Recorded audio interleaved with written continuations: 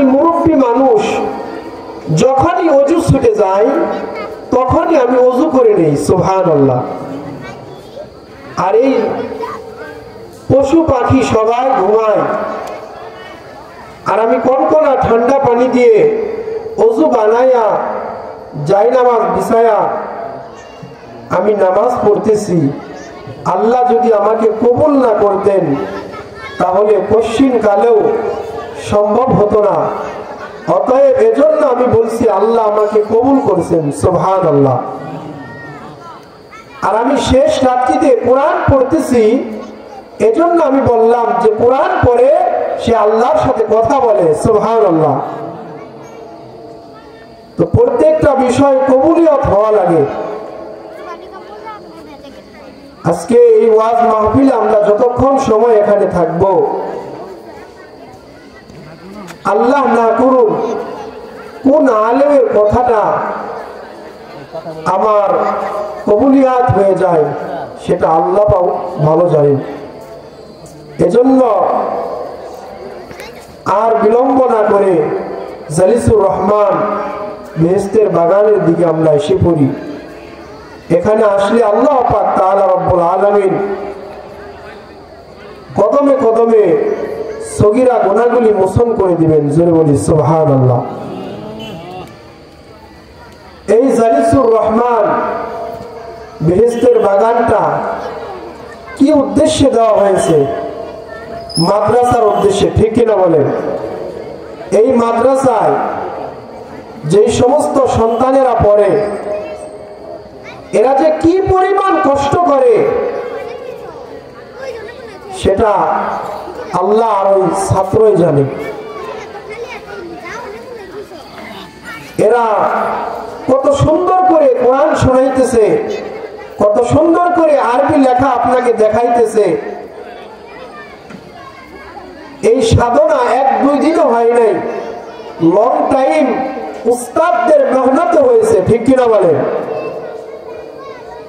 ছাত্রর যেরকম মেহনত, উস্তাদের ওরকম মেহনত। কি পরিমাণ যে কষ্ট করা লাগে সেটা মাদ্রাসার দিকে যদি লক্ষ্য না করেন তাহলে বুঝবেন না। এজন্য আপনাদেরকে হাতে পায়ে ধরে বলি, কত টাকা কত জায়গায় আমরা ব্যয় করে ফেলি। আপনাদের পাশে মাদ্রাসা আছে, মুফতি হারুন আর রশিদ রহমানী হুজুরের মাদ্রাসা। এই যে নুরুল কোরআন রশিদিয়া ক্যাডেট মাদ্রাসা, আপনাদের কাছাকাছি মাদ্রাসা। এখানে যদি আপনারা দান করেন, আপনাদের এলাকার সন্তান যদি এখানে লেখাপড়া করে, তারা কোরআনে হাফেজ হবে, আলেম হবে। এই এলাকার যত মুরব্বী কবরে চলে গেছে, হতে পারে তাদের জন্য একটা নাজাতের ওসিলা, ঠিক কিনা বলে? কারণ এই এলাকার সন্তানেরা যখন মাদ্রাসায় পড়বে, তখন এদের অভিভাবক যখন মারা যাবে, তখন এরাই জানাজার নামাজ পড়াইবে, এরাই দাফন কাফন করাইবে, ঠিক কিনা বলে? দেখা যায় যে এরা মাদ্রাসায় থেকে শিখবে যে আমার বাবা মারা গেলে 3 পিস কাপড় পরায়া কবরে নামাইতে হবে, ঠিক কিনা বলে? এরা মাদ্রাসায় থেকে শিখবে যে আমার আম্মু যদি মারা যায় তাহলে আমার আম্মুকে তো মহিলারাই ধোয়াইবে। তবে ইসলামের বিধানটা আমি মাদ্রাসার থেকে জানলাম, 5 পিস কাপড় পরায়া কবরে নামানো হইবে, ঠিক কিনা বলে? এই মাদ্রাসায় এই ট্রেনিং গুলি দেওয়া হবে। ফরজ নামাজের মধ্যে ইমাম আবু হানিফা রাহমাতুল্লাহি আলাইহি বলেছেন, ইমামের কেরাত মুক্তাদির কেরাত। শুধু মুক্তাদিরা আল্লাহু আকবার, সুবহান রাব্বিয়াল আযীম, সুবহান রাব্বিয়াল আ'লা, সামি আল্লাহু লিমান হামিদা, আসসালামু আলাইকুম ওয়া রাহমাতুল্লাহ, এরপর তাশাহুদ পড়বে, দরুদ ইব্রাহিম পড়বে, দোয়ায়ে মাসুরা পড়বে। আর ইমাম সাহেব তো সূরা কেরাত পড়বেন, মুক্তাদির কেরাত ইমাম আবু হানিফা রাহমাতুল্লাহ আলাইহি বলেন। তো ফরজ নামাজে একটু হয়তো আপনি ছাড় পেলেন, কিন্তু জানাজার নামাজে কি আপনার ছাড় আছে? ফরজে কিফায়ার নামাজ একটা মহল্লায় থেকে একজন মানুষও যদি আদায় করে তাহলে এই নামাজ হয়ে যায়। আজকে যেই এক ওয়াক্ত নামাজ ছুটে গেলে 2,80,00,000 বছর তার জাহান্নামের আগুনে থাকতে হবে, সেই নামাজের ফিকির আমাদের মধ্যে নাই। আল্লাহর হাবিব কি বলছেন যে আন নাওফিল ইবনে মুআবিয়া রাদিয়াল্লাহু আন-নবী সাল্লাল্লাহু আলাইহি ওয়াসাল্লাম قال من فاتته الصلاة فكأنما فطر أهله وماله, যে আমার উম্মতের মধ্যে যেই ব্যক্তির এক ওয়াক্ত নামাজ ছুটে গেল তার জন্য পরিবার পরিজন ও ধন সম্পদ সবকিছুই কেড়ে নেওয়া হলো। কারো যদি পরিবার পরিজন ও ধন সম্পদ কেড়ে নেওয়া হয় তাহলে সে যেরকম ভাবে বিপদগ্রস্ত হতভাগা, ঠিক তদ্রূপ নামাজ তরককারী ব্যক্তিও বিপদগ্রস্ত হতভাগা। ঠিক কিনা বলেন? আপনি যদি জানাজার নামাজ জীবনে নাও পড়েন আল্লাহর কাছে আপনার জবাবদিহিতা করতে হবে না, কিন্তু এক ওয়াক্ত ফরজ নামাজ যদি ছেড়ে দেন আল্লাহর কাছে জবাবদিহিতা করতে হবে কিনা?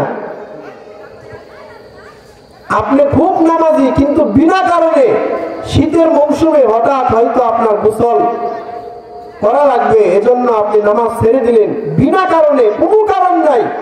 কারণ থাকলে, ওজর থাকলে ইসলামে বিধান আছে যে আপনার হাতে কেটে গেছে, সব জায়গায় পানি পৌঁছায় দেন, ওই জায়গায় হয়তো পানি না পৌঁছালে যতদূর পৌঁছাইলে আপনার কোনো সমস্যা হয় না ততদূর পৌঁছান, আর যতদূর পৌঁছাইতে ডাক্তার নিষেধ করেছেন ততদূর আপনার পৌঁছানোর প্রয়োজন নাই, আপনার ওযু হয়ে যাবে।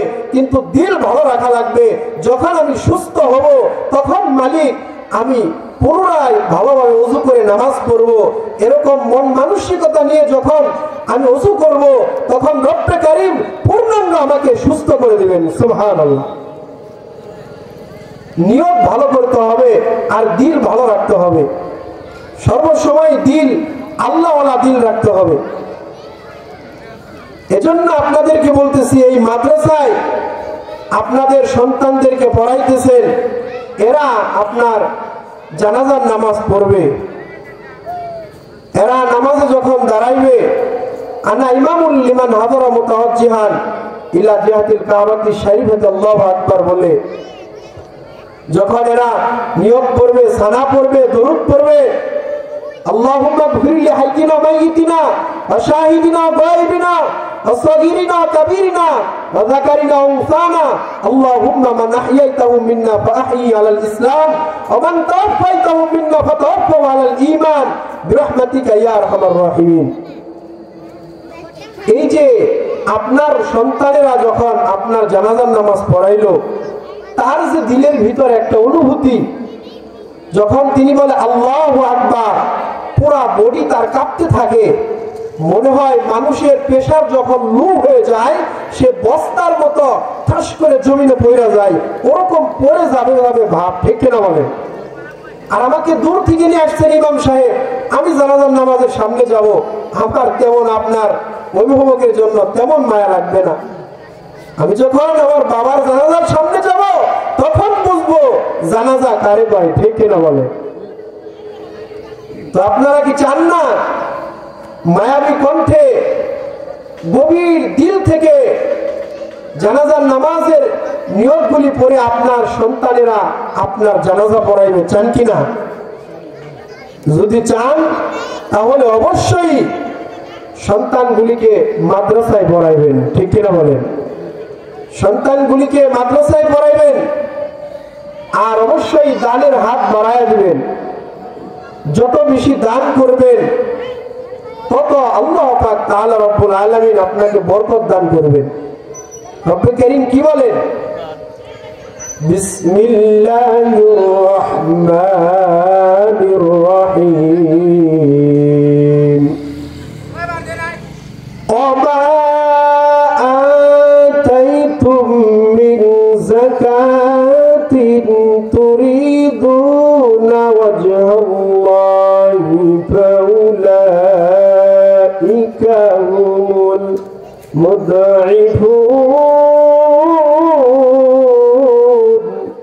আল্লাহু আকবার। রব্বে কারীম বলেন, যে ব্যক্তি দান সদকা করবে, সম্পদের যাকাত দেওয়া লাগবে, আলেমদের সাথে পরামর্শ করে আপনার যাকাত দিতে হবে। আপনার পাশেই মাওলানা হাবিবুর রহমান ভাই আছে, তার সাথে পরামর্শ করবেন, আমার এত সম্পদ কিভাবে আমি যাকাত প্রদান করব, কোন কোন খাতে আমি যাকাত দেব। আপনাদের ডানে মুফতি হারুন আর রশিদ রহমানী হুজুর আছে, তার সাথে সম্পর্ক করবেন, জানতে চাইবেন, হুজুর আমার এই পরিমাণ সম্পদ আছে, আমি কিভাবে যাকাত প্রদান করব, কোন কোন খাতে আমি যাকাত প্রদান করব, কে কে আমার এই যাকাত খাওয়ার উপযুক্ত, আর কে কে আমার এই যাকাত খাওয়ার উপযুক্ত না। আলেমদের সাথে পরামর্শ করবেন। পরামর্শ যদি আপনি না করেন, আপনার মন গড়া আপনি যাকাত দিয়ে দিলেন, শুনে রাখেন যাকাত হবে না, আল্লাহর বিধান মোতাবেক যাকাত হবে না। এই যাকাত হলো সম্পদের একটি ময়লা, ঠিক কিনা বলেন? যখন আপনি আলেমদের সাথে পরামর্শ করবেন, আপনার এই সম্পদের ময়লা দূর হয়ে যাবে। আপনার এই টাকা মাদ্রাসায় যখন আপনি দান করবেন, এই ছাত্রগুলি যখন খানা খাইবে, খানা সামনে আসলে বলবে, আল্লাহুম্মা বারিক লানা ফীমা রাযাকতানা ওয়া কিনা আযাবান নার, বিসমিল্লাহি ওয়া বারাকাতুল্লাহ। যদি আগের দোয়া ভুলে যায়, মাঝখানে যদি সরান, সে ছাত্র বলবে বিসমিল্লাহি ওয়া লাহু আখিরা। আপনার এই টাকা পেয়ে ছাত্র খানা খাওয়ার শেষে বলবে, আল্লাহুম্মা তা'মানা ওয়া সাকানা ওয়া জা'আলনা মিনাল মুসলিমিন। এরপর খাবার যখন শেষ হয়ে গেল, অল্প কিছুক্ষণ রেস্ট করবে, এরপরে আবার হুজুররা আদর যত্ন করে তাকে কোরআন পড়তে বসাইবে, ঠিক কিনা বলেন? আপনার এই টাকা বৃথা যাইবে না। রব্বে কারীম বলেন, মান ইয়াশফা শাফাআতান হাসানাতান ইয়াকুল লাহু নাসীবুম মিনহা ওয়া মান ইয়াশফা শাফাআতান সাইয়্যাতান ইয়াকুল লাহু কিফলুম মিনহা। আল্লাহু আকবার। যে তুমি ভালো কাজে যদি শরীক হও, তাহলে দুনিয়া পরকাল ওর একটা ফায়দা পেয়ে যাবা, সুবহানাল্লাহ। আর খারাপ কাজে যদি দান সদকা করি, তাহলে দুনিয়া পরকাল অশান্তি হবে, কিয়ামতের ময়দানে কঠোর আযাবের মধ্যে গ্রেফতার হওয়া লাগবে। সকলে বলি নাউজুবিল্লাহ। এজন্য সন্তান যাদের আছে, ছোট ছোট সন্তান, এদেরকে মাদ্রাসায় পাঠান, আলেম বানান। আর যাদের সন্তান বড় হয়ে গেছে, এদেরকে বুঝাইতে থাকেন। একদিন, 2 দিন, 4 দিন যখন বুঝাইবেন, দেখবেন আপনার সন্তান ইনশাআল্লাহ মসজিদে আসবে। আর সন্তানের যখন মসজিদের ইমামের সাথে সম্পর্ক হবে, সন্তান নিশাখোর হবে না, ঠিক কিনা বলেন? সন্তানের যখন মাদ্রাসার হুজুরের সাথে সম্পর্ক হবে, সন্তান নিশাখোর হবে না, বরঞ্চ সন্তান কোরআন পড়নিওয়ালা হয়ে যাবে, ঠিক কিনা বলেন? এজন্য মুহাদ্দিসিন ইকরামগণ বলেন, ছোট সময় যখন সন্তানেরা কথা শিখে, তখনই জবানে শিখায়া দাও লা ইলাহা ইল্লাল্লাহু মুহাম্মাদুর রাসূলুল্লাহ। সকলে বলি সাল্লাল্লাহু আলাইহি সাল্লাম। ছোট সময় সন্তানকে তুমি যদি কিছু শিক্ষা দাও, ওটা পাথরের নাই লেগে থাকবে, ঠিক কিনা বলেন? আর যখন সন্তান বড় হয়ে যাবে, ভিজা কাদার মতো ওয়ালের মধ্যে যখন ছুঁড়ে মারা হবে, ওই কাদাটা আবার আপনার লেগে থাকবে। আর শুকনা কাদা যখন ওয়ালের মধ্যে ছুঁড়ে মারবেন, ওই কাদাটা আবার আপনার কাছে রিপিট আসবে, ঠিক কিনা বলেন? এজন্য ছোট সময় থেকে সন্তানকে দ্বীন শিক্ষা দিতে হবে, ঠিক কিনা বলেন? এজন্য যাকাত সম্পদের, শরীরের একটি ময়লা, এই ময়লা দূর করতে হবে। এই ময়লাটা যে শুধু বছরে একবার রমজান মাস আসলে দূর করব তা না, সারা বছর দূর করার উপায় আছে। মাদ্রাসার ছাত্রদেরকে যদি মহব্বত করি তাহলে স্বয়ং নবীকে মহব্বত করা হবে, সুবহানাল্লাহ। আর নবীজিকে যে মহব্বত করবে স্বয়ং আল্লাহকে সে মহব্বত করবে, ঠিক কিনা বলেন? এজন্য যাদের সম্পদ আছে কোরআন সুন্নাহর আলোকে যদি যাকাত না দেন তাহলে রব্বে কারীম কি বলেন দেখেন, الذين يكنزون الذهب والفضة ولا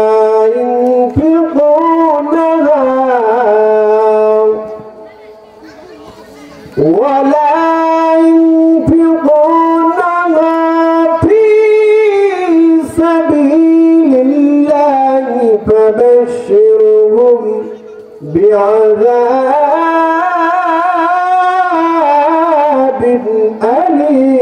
أليم।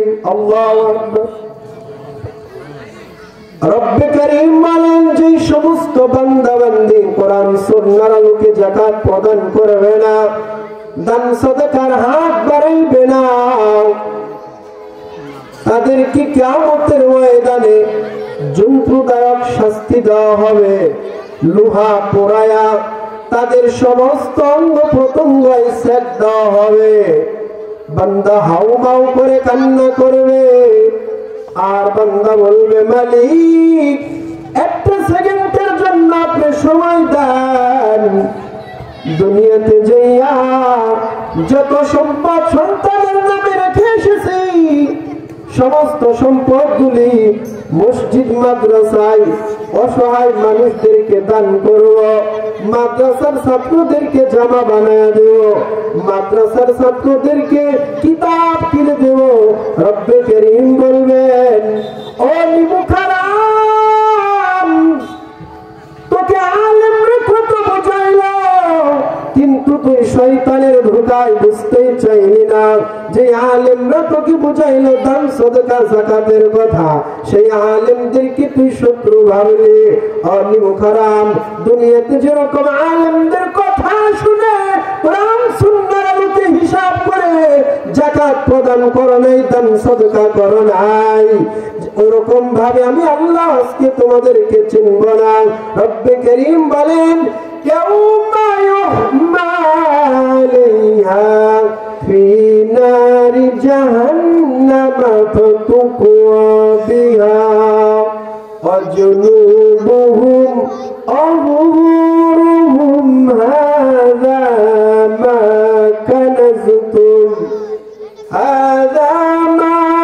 কানাজতুম লিআনফুসিকুম ফাযুকু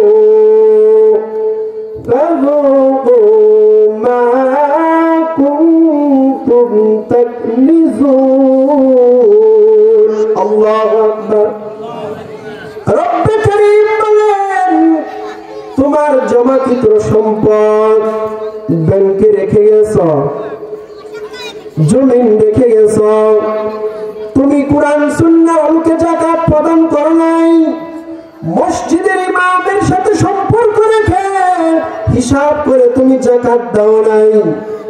বলবা, মালিক আমি তো যাকাত দিছিলাম, 2-4-5টা লুঙ্গি দিছিলাম, কাপড় দিছিলাম, তারপরেও তেমন ভালো দেই নাই, পলো মারা জাল লুঙ্গি দিছিলাম, কাপড় দিছিলাম, একদিন পরার পর আর পরা যায় না।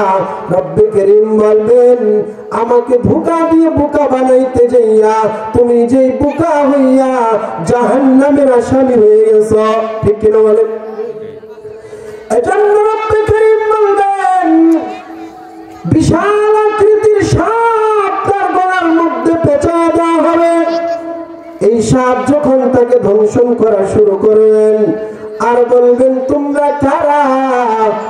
বলবে, আমরা দুনিয়ায় তোমার রেখে যাওয়া জমাকৃত সম্পদ কোরআন সুন্নাহর আলোকে যাকাত না দেওয়ার কারণে, মাদ্রাসা মসজিদে দান না করার কারণে, ইমামদের সাথে মহব্বত না থাকার কারণে, গরিব অসহায় মানুষের সাথে মহব্বত না থাকার কারণে আমরা তোমার রেখে যাওয়া সম্পদগুলি সাপে রূপান্তরিত হয়েছি। যখন তাকে ধ্বংসন করবেন আর তিনি আফসোস করবেন, ও আমার স্ত্রী, ও আমার সন্তান,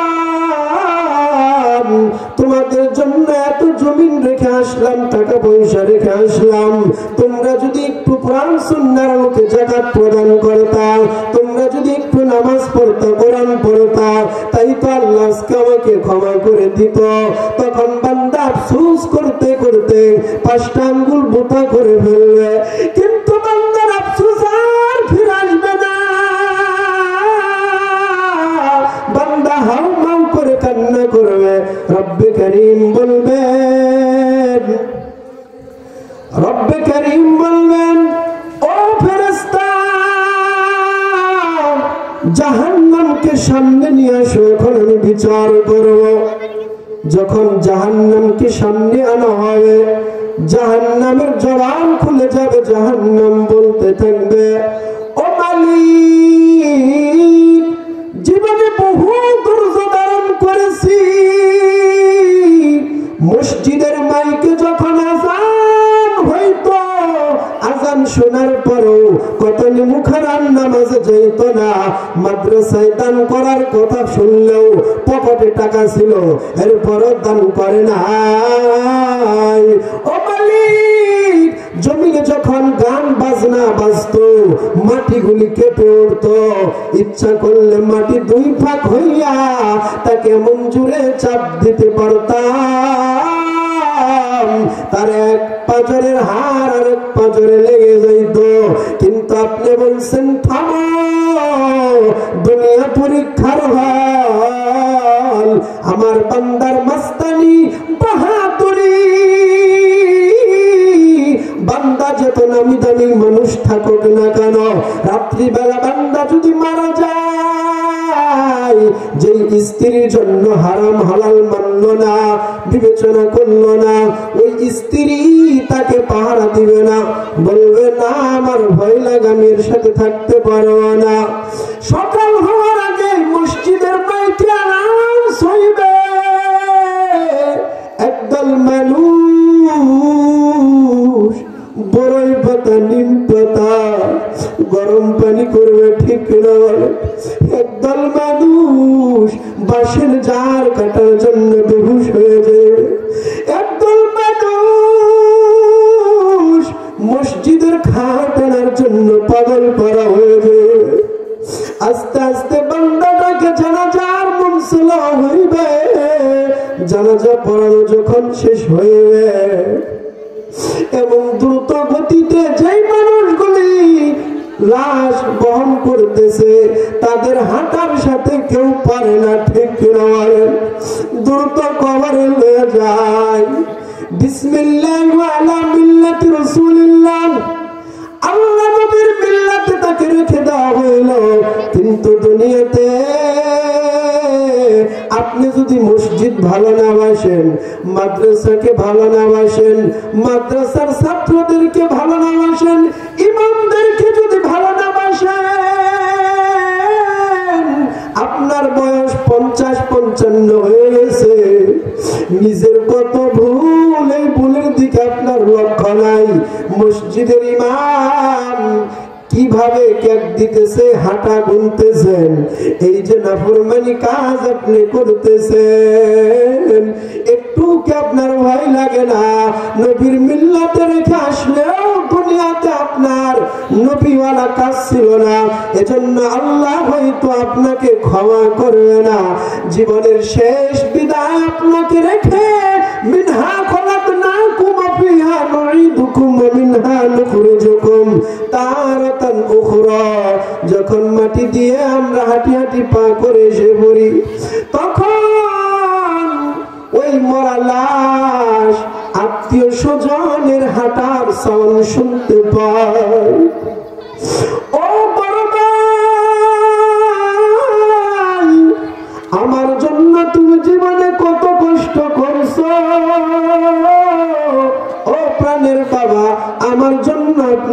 খাটছেন, আমাকে একা রেখে যাবেন না রে বাবা। কিন্তু তার কথা তার কান পর্যন্ত পৌঁছাইবে না। এজন্য রব্বে কারীম বলেন যে কোন মুহূর্তেই মানুষ দুনিয়ার থেকে বিদায় হতে পারে। এজন্য মাটির দেহ মাটি খেয়ে ফেলবে, মালাকুল মউত আজরাইল রূহটা নিয়ে আল্লাহর কাছে হাজির করবেন। এজন্য মাটির মানুষ মাটির মতো নরম হওয়া দরকার, ঠিক কিনা বলেন? আপনার সন্তান বিদেশ থেকে বাংলাদেশে আসবে, শাহজালাল বিমানবন্দরে যখন নামবে,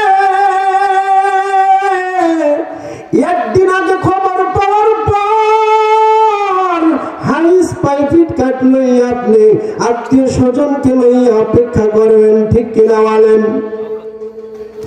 কিন্তু মালাকুল মউত আজরাইল আলাইহিস সালাতু ওয়াস সালাম দিন আসবে না রাতে আসবে, কোন সময় আসবে কোনো গ্যারান্টি আছে? কোনো গ্যারান্টি নাই। এজন্য বলতেছি রে ভাই, আল্লাহর ভয় দিলের ভিতরে আঁকড়ে ধরেন। ইয়া আইয়ুহাল্লাযীনা আমানুত্তাকুল্লাহা ওয়াল তানজুর নাফসুম মা কদ্দামাত লিগাদ। কবরের সঞ্চয় জুটায়া মরণের প্রস্তুতি গ্রহণ করেন। যে কোন সময় আপনার মরণ আসতে পারে, বিনা কারণে যে আপনি নামাজ ছেড়ে দেন, আপনার কি একটু ভয় লাগে না? আল্লাহ যদি আজরাইলে বলে আগে তো খুব নামাজ পড়তো, আজকে বিনা কারণে শীতের জন্য সে ঘুমায় রইল, নামাজ পড়লো না, ও আজরাইল শোনো, বেনামাজির জান যেইভাবে তুমি কবজ করো তার জানটাও তুমি এইভাবে কবজ করবা। বান্দার কোনো উপায় নাই। এবার রব্বে কারীম ফেরেশতাদেরকে বলবে, ও ফেরেশতারা, জাহান্নামকে তুমি শক্ত করে ধরে রাখো, শিকল দিয়ে বাঁধা হইবে। হঠাৎ জাহান্নাম শিকল ছেড়ে সামনের দিকে আগায় আসবে। আগায় আসার পর বলতে থাকবে, আপনি বলেছিলেন আমার খাবার পাথর আর মানুষ, ঠিক না বলেন?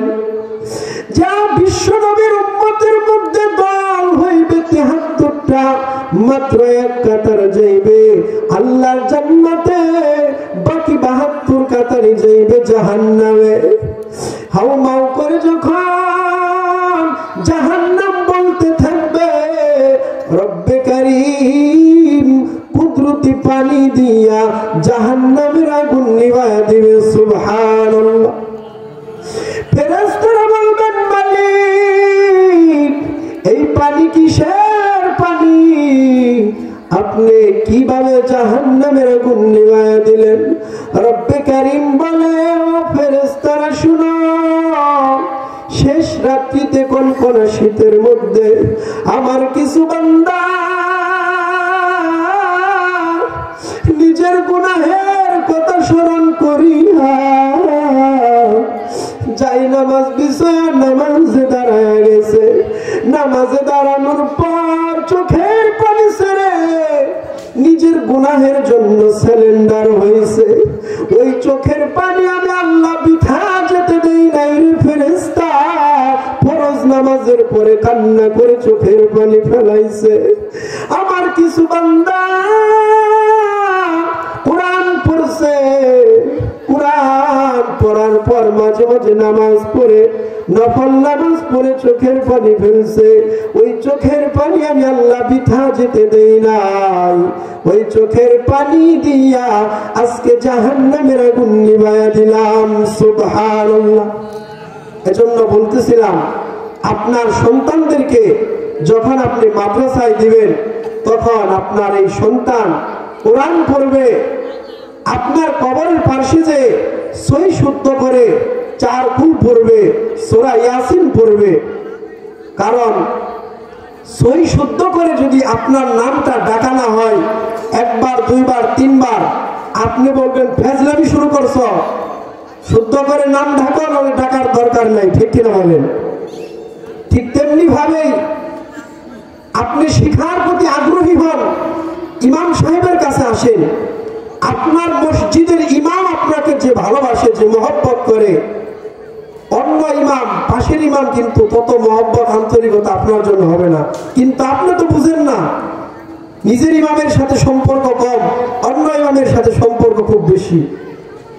একদিন, 2 দিন, 5-6 মাস গেলেই ইমাম ভালো না, ইমামকে দুষ্টুটি অন্য ইমামের কাছে বদনাম করেন। নিজের ইমামকে ভালোবাসেন, মহব্বত করেন, নিজের ইমামের কাছে থেকে সুন্দর করে শিখেন।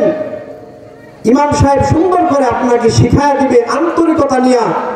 অবশ্যই লেখাপড়ার মধ্যে বরকত হবে, আল্লাহ আপনাকে কোরআন পড়া সহজ করে দিবে। সুবহানাল্লাহ।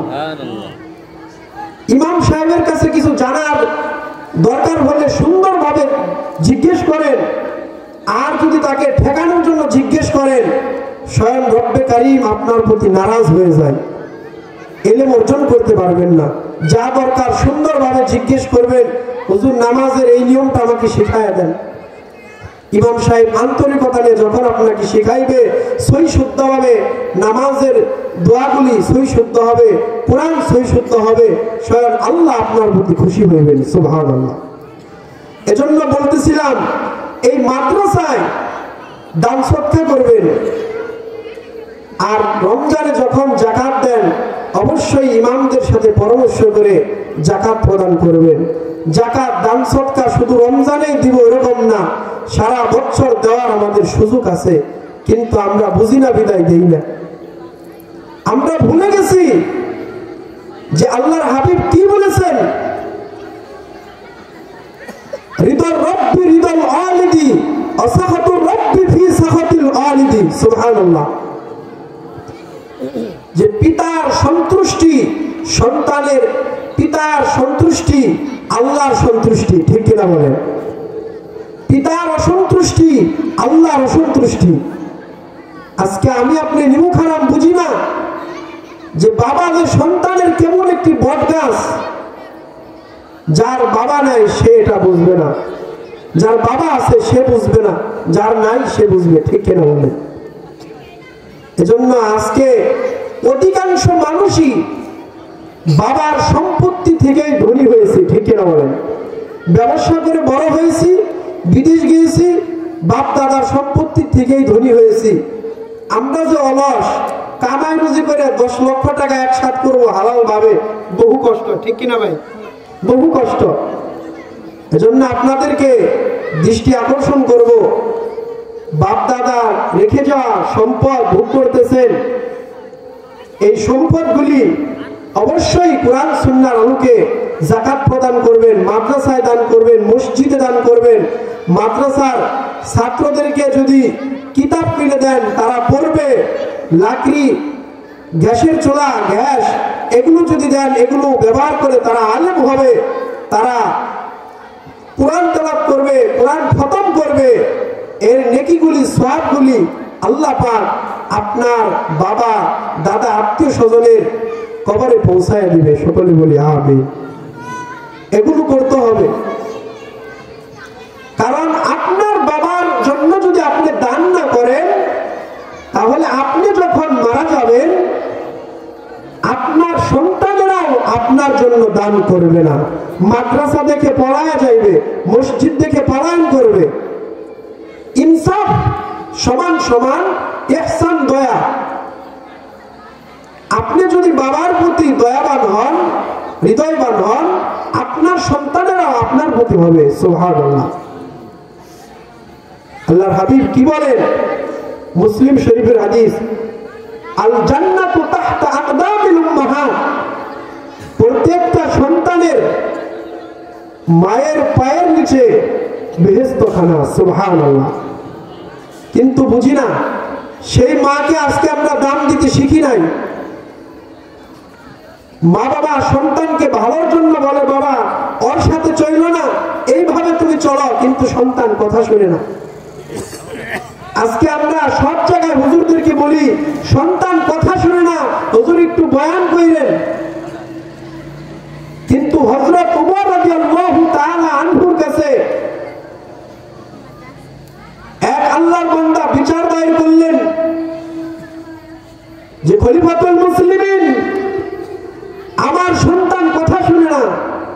সন্তানকে ডেকে আনা হলো, বলল তুমি তোমার বাবার কথা শোনো না কেন, বাবার হক আদায় করো না কেন? ওই যুবক বলে ফেলল, ও খলিফাতুল মুসলিমিন, আপনি কোরআন দিয়ে রাষ্ট্র চালান, ইনসাফ ভিত্তিক বিচার আপনি করেন,